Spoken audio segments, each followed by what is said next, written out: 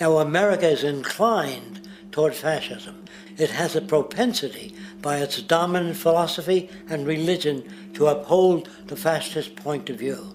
American industry is essentially a fascist institution. If you don't understand that, the minute you punch that time clock, you walk into a dictatorship. We're given notions about the respectability of work, and I really look at it as being paid slavery. They're brought up to believe that you shall earn your living by the sweat of your brow. That holds people back.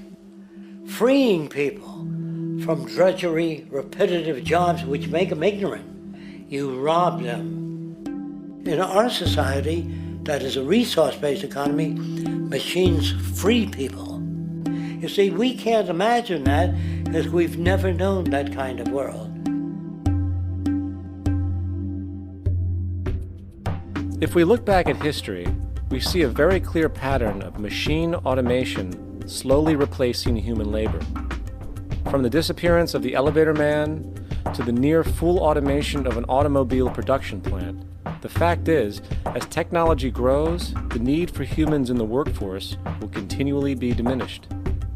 This creates a serious clash, which proves the falseness of the monetary-based labor system. For human employment is in direct competition with technological development. Therefore, given the fundamental priority of profit by industry, people through time will be continually laid off and replaced by machine. When industry takes on a machine, instead of shortening the workday, they downsize. You lose your job, so you have a right to fear machines. In a high-technology, resource-based economy, it is conservative to say that about 90% of all current occupations could be phased out by machines, freeing humans to live their life without servitude, for this is the point of technology itself. And through time, with nanotechnology and other highly advanced forms of science, it is not far-fetched to see how even complex medical procedures could be performed by machines as well, and based on the pattern, with much higher success rates than humans get today. The path is clear, but our monetary-based structure, which requires labor for income, blocks this progress, for humans need jobs in order to survive. The bottom line is that this system must go, or we will never be free, and technology will be constantly paralyzed. We have machines that clean out sewers. It frees a human being from doing that. So look at machines as extensions of human performance. Furthermore, many occupations today will have simply no basis to exist in a resource-based economy, such as anything associated with the management of money, advertising, along with the legal system itself. For without money, a great majority of the crimes that are committed today would never occur. Virtually all forms of crime are a consequence of the monetary system, either directly or by neuroses inflicted through financial deprivation. Therefore, laws themselves could eventually become extinct. Instead of putting up a sign, drive carefully, slippery when wet, put abrasive in the highway so it's not slippery when wet. And if a person gets in a car and they're drunk and the car oscillates a great deal, there's a little pendulum that swings up and back, and that'll pull the car over to the side. Not a law. Solution. Put sonar and radar in automobiles so they can't hit one another. Man-made laws are attempts to deal with occurring problems, and not knowing how to solve them, they make a law.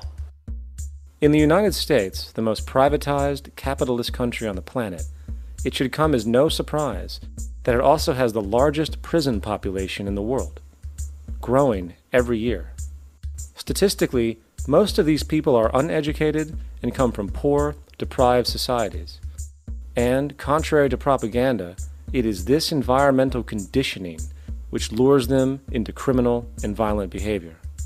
However, society looks the other way in regard to this point. The legal and prison systems are just more examples of how our society avoids examining the root causes of behavior. Billions are spent each year on prisons and police, while only a fraction is spent on programs for poverty, which is one of the most fundamental variables responsible for crime to begin with. And as long as we have an economic system which prefers and in fact creates scarcity and deprivation, crime will never go away.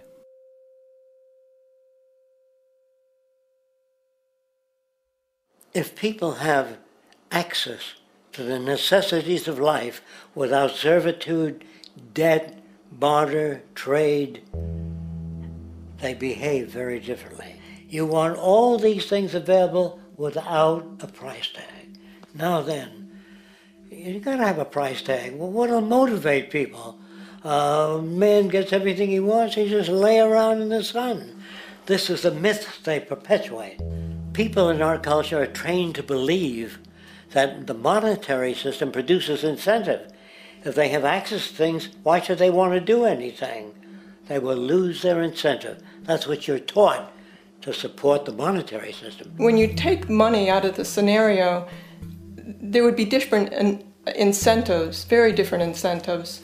When people have access to the necessities of life, their incentives change. What about the moon and the stars? New incentives arise. If you make a painting that you will enjoy giving it to other people, not selling it.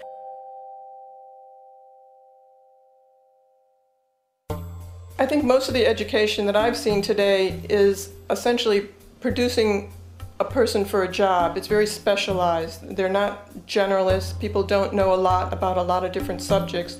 I don't think you could get people to go to war if they knew a lot about a lot of things. I think education is mostly rote, and they're not taught how to solve problems. They're not given the tools, emotionally or within their own field, of how to do critical thinking. A resource-based economy, the education would be very different. Our society's major concern is mental development and to motivate each person to their highest potential. Because our philosophy is the smarter people are, the richer the world, because everybody becomes a contributor. The smarter your kids are, the better my life will be, because they'll be contributing more constructively to the environment and to my life, because everything that we devise within a resource-based economy would be applied to society. There would be nothing to hold it back. Patriotism, weapons, armies, navies, all that is a sign that we're not civilized yet. Kids will ask their parents, didn't you see the necessity of machines? Dad, couldn't you see that war was inevitable when you produce scarcity? Isn't it obvious? Of course the kid will understand that you were pinheads, raised merely to serve the established institutions. We're such an abominable, sick society that we won't make the history book. They just say that large nations took land from smaller nations, used force and violence. You'll get history talked about as corrupt behavior all the way along until the beginning of the civilized world. That's when all the nations worked together. World unification, working toward common good for all human beings, and without anyone being subservient to anyone else. Without social stratification, whether it be technical elitism or any other kind of elitism, eradicated from the face of the earth. The state does nothing because there is no state.